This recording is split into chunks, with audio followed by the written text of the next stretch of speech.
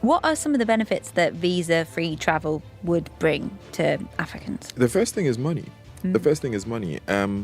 For every dollar that you invest in tourism, for instance, you get about $10 back. Africa gets only about 2.5% of the global tourism revenue. If you're counting international tourism receipts. A lot of that is because people within Europe are able to travel to Europe. People within America are able to travel to the Americas, okay? And so if you boost domestic tourism, you're getting a lot of money back. It didn't begin with a passport. It didn't begin with a fee. It began with a nation daring to erase the lines that once divided Africa. In the heart of West Africa, a drumbeat of change started. It began not in the polished halls of international diplomacy, but here, in the red dust of the Sahel, a region that has cradled empires and borne the scars of conflict. This was a different kind of rhythm, one that resonated with the deep, ancestral memory of a borderless continent, a rhythm that promised to echo across all of Africa. It was a signal that the long, quiet period of waiting might finally be over, and a new era of self-determination was struggling to be born. This ancient land, often defined by its challenges, was about to redefine itself by its ambitions. The announcement came not with a thunderous roar, but with the quiet, unshakable confidence of a truth whose time has come. There was no grand fanfare, no pandering to external powers. It was a simple statement of fact, delivered with a calm resolve that was more powerful than any political spectacle. In a world saturated with noise, its clarity cut through. This wasn't a plea for acceptance or a negotiation for permission. It was a sovereign act, a reclaiming of agency that had been ceded for generations. The message was clear. Africa would no longer wait for others to determine its destiny. Effective immediately, visa requirements for citizens of all other African nations were abolished. The words hung in the air, electric with significance. This was not merely a political announcement, it was a declaration. It was a direct repudiation of the 1884 Berlin Conference, where Europe carved up a continent without a single African present. Those invisible lines, which had for over a century turned neighbors into foreigners and brothers into aliens, were being rendered meaningless. This act declared that a passport from any African nation was now a key to the entire house. The time for division, imposed from the outside and maintained from within, was over. At the heart of this border revolution is a vision, a doctrine championed by Captain Ibrahim Traoré. To understand his actions is to hear the echoes of his predecessor, the revolutionary Thomas Sankara, who once declared, "Our country produces enough to feed us all. We can and we will." Traoré, inheriting this spirit, saw the visa-free policy not as a mere policy adjustment, but as a necessary foundational step toward true sovereignty. For him, sovereignty isn't just about having a flag and a national anthem.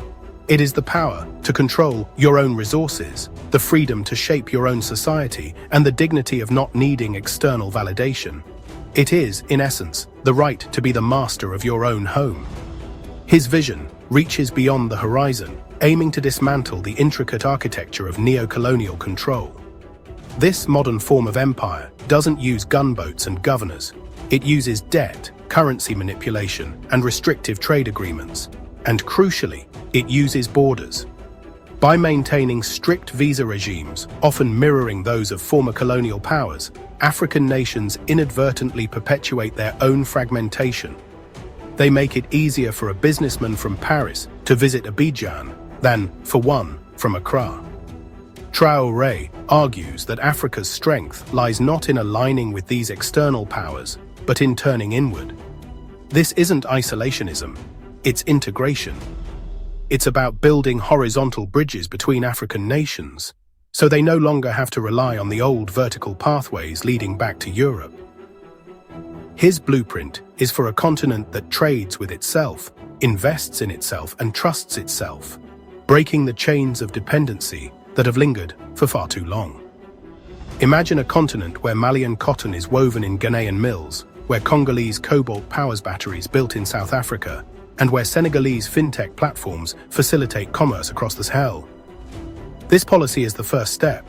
The free movement of people is the precursor to the free movement of ideas, capital, and goods.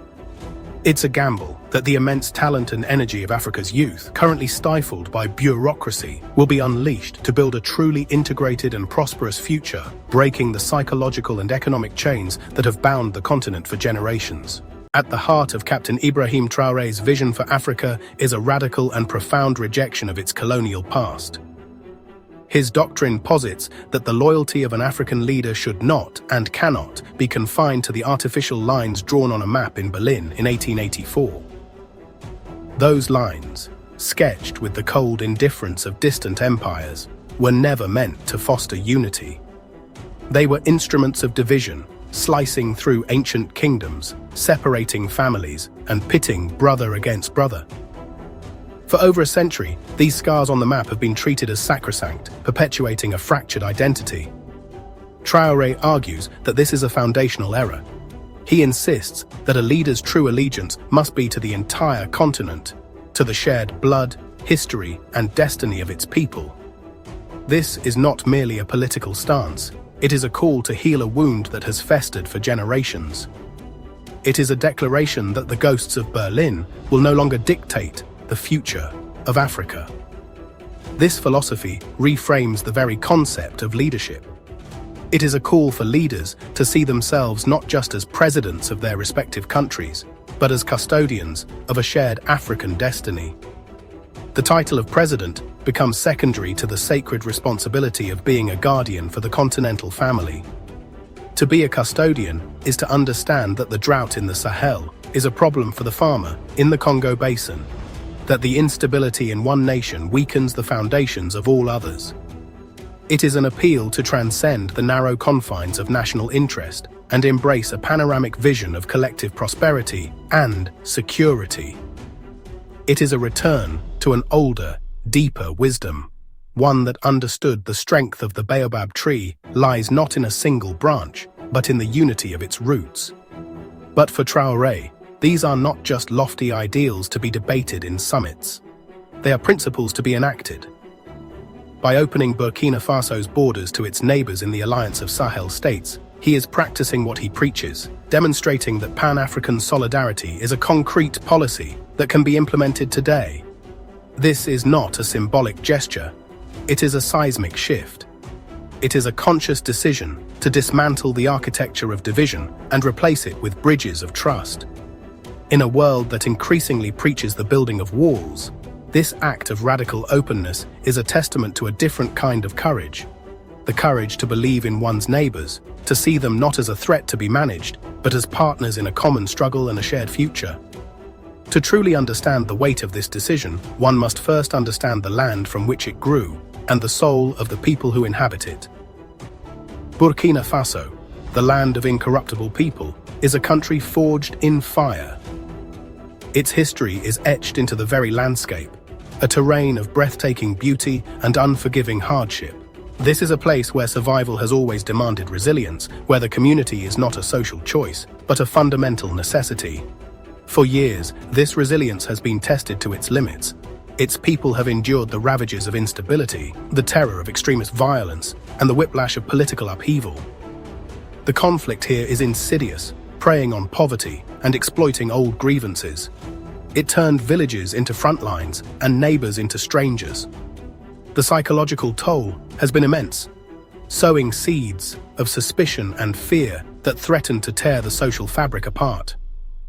The soil itself seemed to cry out, saturated not just with the memory of struggle, but with a deep and profound exhaustion from the constant state of crisis. Faced with this existential threat, many nations would have turned inward, reinforcing their defenses and isolating themselves further. But Burkina Faso chose a different path. It looked at its own scars, the deep wounds inflicted by both external forces and internal strife, not as a source of weakness, but as a source of profound, hard-won wisdom. The primary lesson learned in this crucible was that isolation is a myth. The walls and fences, the very borders meant to provide security, had proven to be a catastrophic failure. The people of the Sahel know, in a way that is not theoretical but is etched into their daily lives, that a divided house cannot stand. They have lived the brutal irony and the tragic consequences of borders that are porous to terrorists but impermeable to brothers. They have seen how insurgents and smugglers move with impunity across vast, unguarded frontiers, exploiting the lack of coordination between nations. At the same time, they have witnessed how a farmer trying to sell his produce in a market just a few miles away, or a family trying to visit a sick relative, can be stopped by suspicion, bureaucracy, and the imaginary line of the state.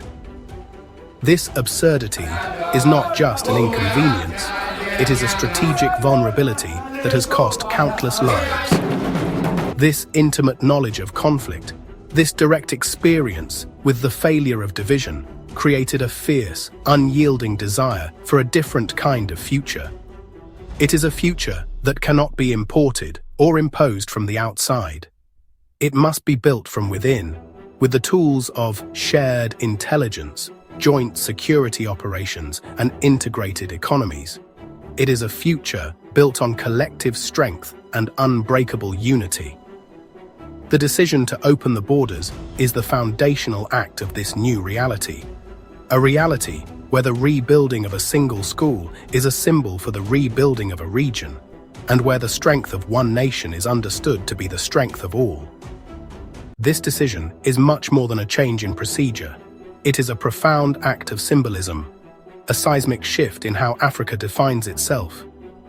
Every passport stamped without a visa fee is a quiet revolution, a declaration that bonds of brotherhood outweigh the legacy of control.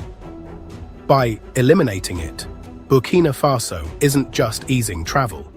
It dismantles a weapon of division, a spiritual and political act of cleansing. The story changes from suspicion and exclusion to trust and homecoming. It is a reclamation of our birthright. This is practical liberation. The freedom to move, to connect, to trade. It is about demolishing the invisible walls built in our minds and on our lands. Africa is no longer asking for permission. It is taking its freedom. To understand this revolution, we must travel back. Berlin, 1884. A group of powerful men gathered to carve up a continent they saw not as a home, but as a prize. With rulers and pencils, they drew lines that cut through mountains, rivers, and ancient kingdoms. Not a single African was present. The legacy: a century of conflict, displacement, and a continent turned against itself. The visa regime became a modern extension of those colonial lines. It made it harder for a Nigerian to do business in Benin than in London, harder for a Senegalese family to visit relatives in the Gambia than in Paris. For decades, we have been told that these borders, however flawed, are permanent. We sanctified the lines of division. Burkina Faso's act challenges this. It asks a powerful question. Why must we continue to honor the architecture of our own oppression? The news did not just ripple, it soared. The reaction was not one of quiet approval. It was a joyous, continental roar of celebration. From the bustling markets of Dakar to the tech hubs of Nairobi, the announcement was received with a wave of jubilation. For countless Africans, this was a deeply personal victory.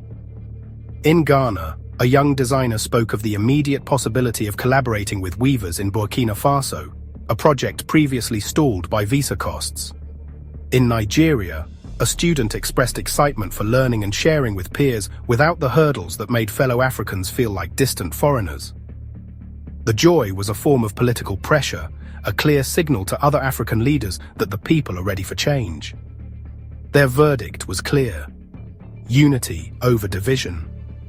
Beyond the symbolism, this decision is profoundly economic. It is a strategic move to rewire the flow of capital, talent, and opportunity across the continent. Small-scale traders, the lifeblood of local economies, are suddenly unshackled. This injects dynamism directly into the grassroots economy. The ripple effect extends to tourism. It is an invitation for Africans to explore their own home, to spend their money within the family. This move is a cornerstone for the African Continental Free Trade area. Its success is fundamentally dependent on the movement of the people who produce, sell, and consume. When young, ambitious, and talented people can move freely to where their skills are in demand, the entire continent benefits. This is how a region moves from being seen as a risk to being seen as a historic opportunity. It is a path towards self-sufficiency, breaking the centuries-old cycle of dependency. While Africa celebrated, a quiet anxiety began to ripple through the halls of power in the West. There were no public condemnations, but the panic was palpable. For centuries, the relationship has been predicated on a fundamental imbalance of power. A united, confident, and self-reliant Africa is a direct threat to this established world order. The anxiety stems from what this unity represents: the loss of control. A fragmented Africa is an easily managed Africa. A truly integrated African bloc could negotiate resource contracts and trade deals as a single powerful entity. This prospect of a level playing field is a source of deep-seated unease. An empowered Africa solving its own problems is a story the West does not know how to tell, because it is not the hero in it. The silence from Western governments is the sound of them grappling with this new reality as their historical influence wanes. Burkina Faso's move raises a difficult question. Why was a single nation able to implement this, while the continental body has struggled for years? The AU's grand ambitions remain tangled in a web of bureaucracy, political hesitation, and a lack of collective will. Progress moves at the pace of its most reluctant member. While the AU was talking about the journey, Burkina Faso simply started walking. It acted unilaterally, but for the benefit of all. This move exposes the institutional inertia. It proves that if the political will exists, radical change can be implemented swiftly. The question is no longer whether a borderless Africa is possible. The question now is whether the African Union has the courage to follow the path that has been so boldly cleared. The decision made in Ouagadougou was not an isolated event. It was a powerful signal flare fired high into the Sahelian sky. For its immediate neighbors, Mali and Niger, this was a family matter. They share common geography, culture, history, and a common struggle. The open border policy was a logical extension of their growing solidarity, solidifying their alliance into a pact of peoples. The evidence is undeniable, and it echoes through the bustling border town markets that now thrive with a newfound energy. Here, where Malian indigo dyes meet Burkinabe woven cottons and Nigerian leatherwork, commerce is no longer a struggle against bureaucracy, but a celebration of shared prosperity. This vibrant economic activity is a powerful beacon. As the tangible benefits of this Sahelian free movement zone become impossible to ignore, the pressure on neighboring nations to join doesn't just mount. It becomes a popular clamor. Burkina Faso, by taking this bold step, hasn't just changed a policy, it has fundamentally reset expectations for what is possible. The question is no longer, why should we open our borders? But, why haven't we done it yet? This new reality forces governments in coastal capitals, from Abidjan to Accra, into an uncomfortable position. They must now justify to their own people why the walls of the old order, an order built on post-colonial suspicion and protectionist policies, should remain standing.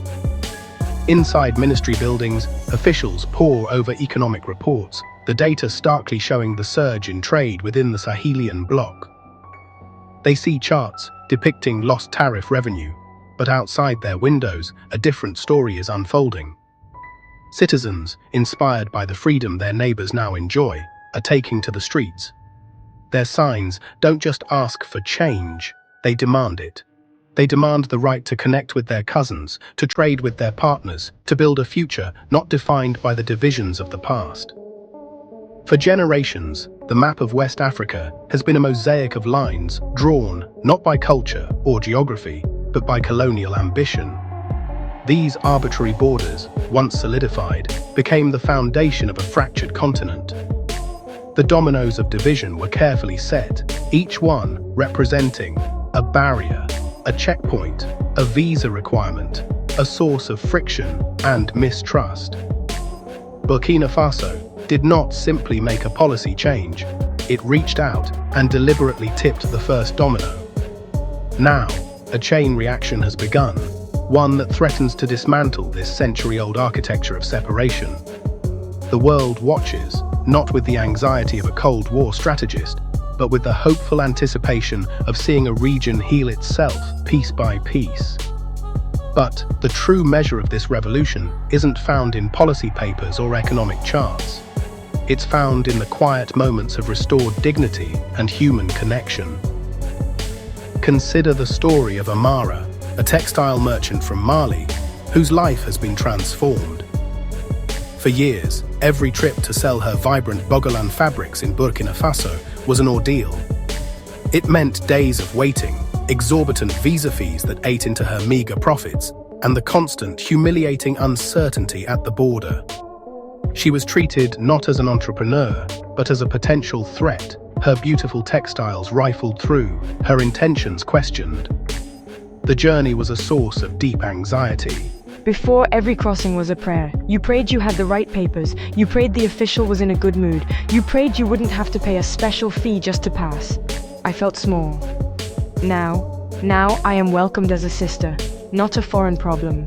Today, Amara crosses that same border with only her passport and her wares, her spirit as unburdened as her travels.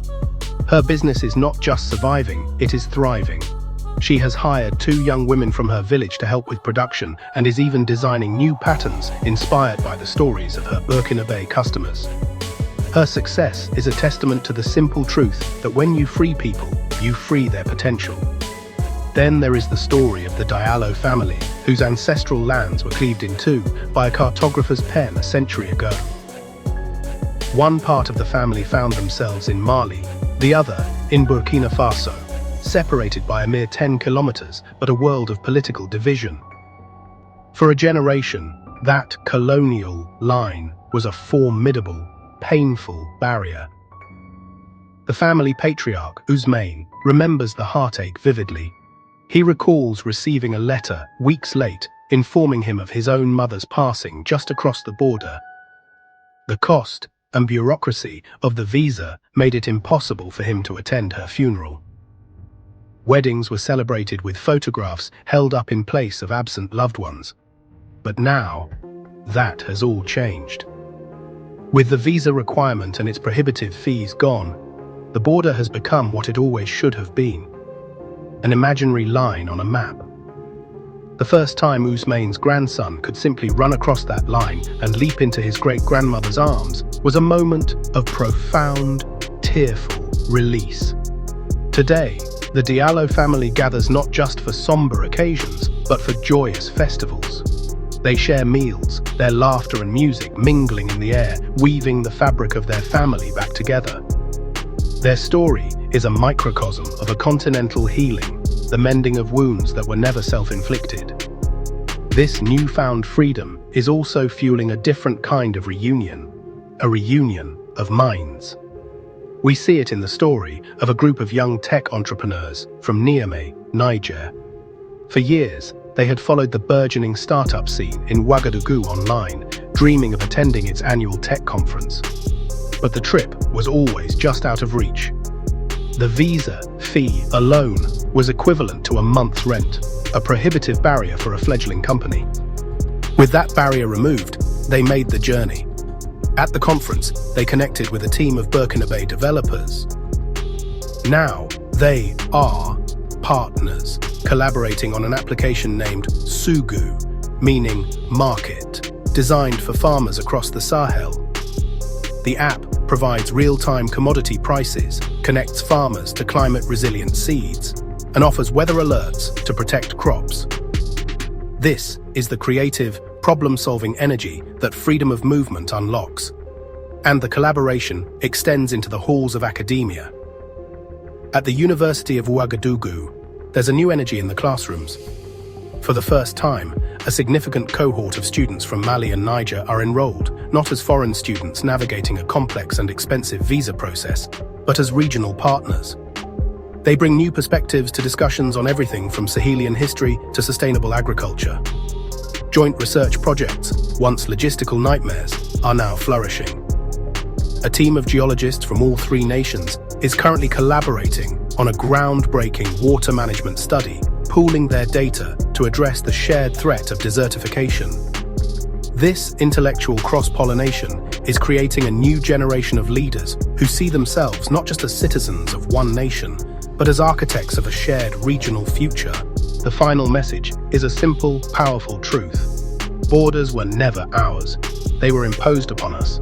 But the most important truth, freedom always was. Our freedom is not something to be granted.